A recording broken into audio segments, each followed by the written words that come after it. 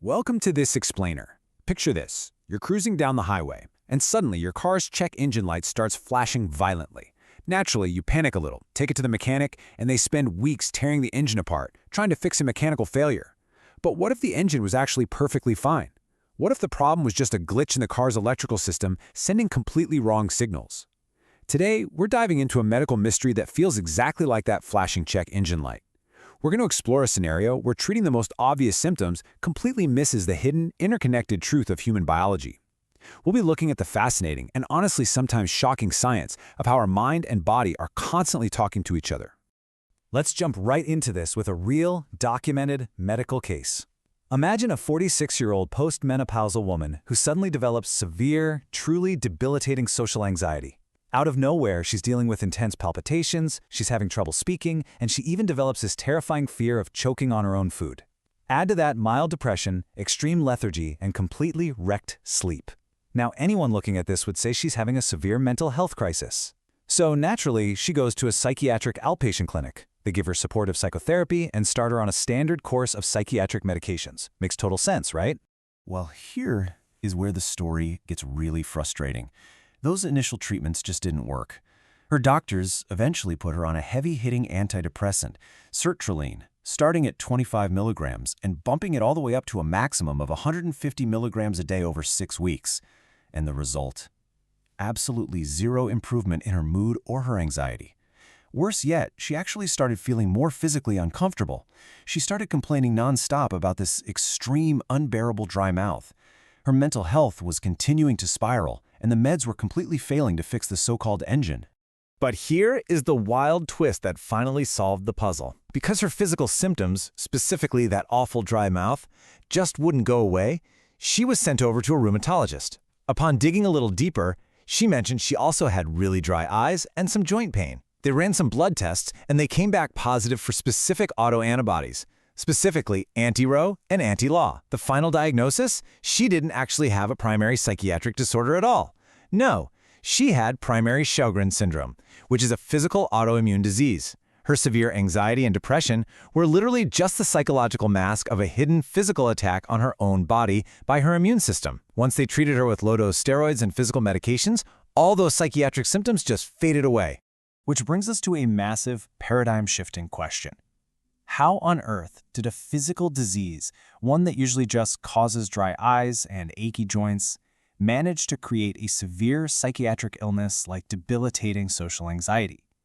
I mean, how do physical tissues in your body hijack your brain's emotional centers so completely that it actually fools multiple doctors? The answer lies in a framework called the biopsychosocial model of health and illness. This was developed by Dr. George L. Engel, and it argues that no single factor dictates our health. Let's think about this using a daily life example, like baking a cake. To get a perfect cake, you obviously need the right biological ingredients, right? Your flour, your sugar. But you also need the psychological state of the baker to be sound. If you're stressed and rushing, you're probably going to mess up the measurements. And finally, you need the right social environment, like an oven that actually works and is set to the correct temperature. Your health works the exact same way. It is determined by the unbroken dynamic interaction of your biology, your psychology, and your social environment. Way back in the 17th century, the philosopher René Descartes pushed this idea called dualism. Basically, he claimed the mind and the body were completely separate entities. And for centuries, Western medicine followed that rule, treating physical symptoms while pretty much ignoring the psychological ones. But modern neuroscience and psychoneuroimmunology have completely shattered that illusion. We now have rock-solid evidence that your brain, your endocrine system, and your immune system are locked in a constant, inseparable dialogue. Your thoughts literally alter your physical biology, and your biology physically alters your thoughts. It's a two-way street. So, what exactly connects them? Well, let's introduce one of the main chemical communicators, cortisol. Think of cortisol as your body's built-in home alarm system. It's a steroid hormone pumped out by your adrenal glands. If a burglar breaks into your house, you absolutely want that alarm blaring so you can spring into action. But in our modern, everyday lives, the burglar usually isn't a tiger trying to eat us. It's the stress of paying your bills, getting stuck in brutal traffic, or having a tense argument at work. And because of those constant low-level triggers, for a lot of us, that chemical alarm system gets stuck in the on position. It just keeps flooding your body with stress signals way after the actual threat has passed. Let's walk through exactly how a stressful day at work physically dumps those chemicals straight into your bloodstream. This is called the HPA axis, the hypothalamic pituitary adrenal axis. Here's how it works. Step 1, your brain perceives stress, and a tiny region called the hypothalamus releases a corticotropin-releasing hormone. Step 2, this acts almost like a falling domino. It knocks into your pituitary gland, which then releases something called ACTH. Step 3, that signal travels all the way down to your adrenal glands, which sit right on top of your kidneys and triggers them to pump out cortisol. So that simple psychological stressor you felt at the office has now fundamentally altered how your body uses glucose for energy, and it's even suppressed your immune system to prepare you for a physical fight. And when this internal alarm system breaks completely, the physical realities are extreme.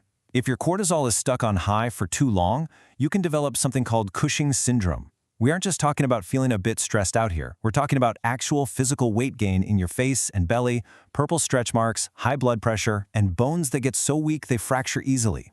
On the flip side, if your body attacks its own adrenal glands and your cortisol drops too low, that's known as Addison's disease, you're looking at severe fatigue, dangerous low blood pressure, and unintentional weight loss. These chemical imbalances literally dictate our physical form.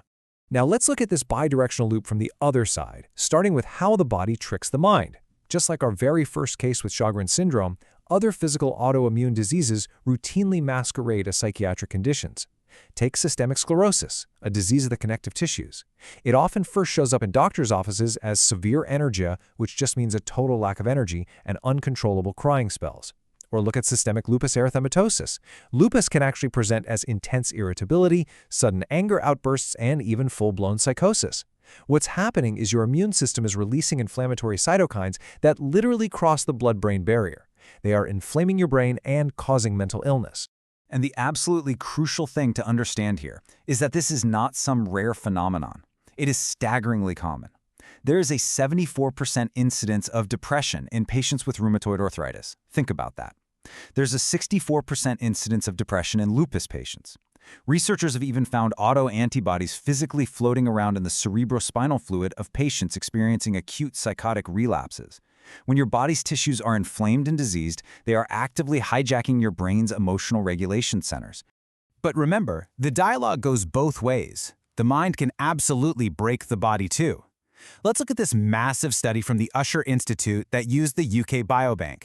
They tracked over 170,000 adults, and what they found is wild. Adults with a history of depression develop long-term physical health conditions 30% faster in middle and older age compared to people who have never had depression. 30% faster. Let's break down the actual, measurable physical cost of that psychological state.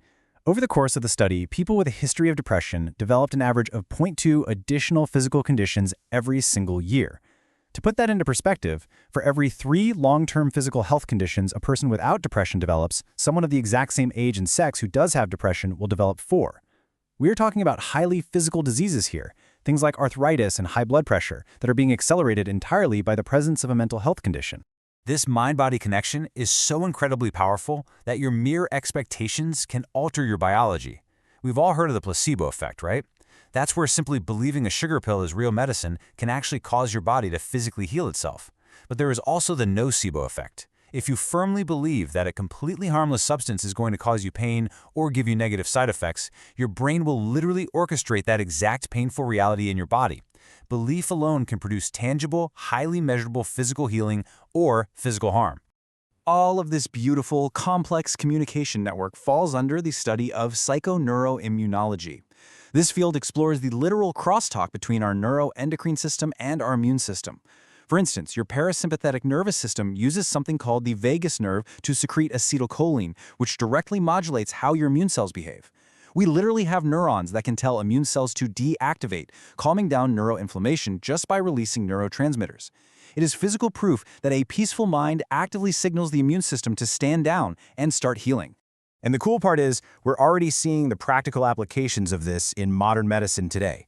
Recent research out of UCLA Health highlights the amazing power of psychological prehabilitation. They found that if you provide patients with psychological therapy before they undergo a major physical surgery, it actually improves their overall physical recovery. By preparing the mind, lowering those cortisol levels, and easing their anxiety, patients literally experience reduced hospital stays and have far fewer physical complications after the operation. So how do we actually apply this to our own daily lives? Well, here are some really calm, scientifically backed strategies to keep that mind-body dialogue completely harmonious. First up, prioritize your sleep. Quality sleep directly enhances immune repair and keeps you emotionally stable.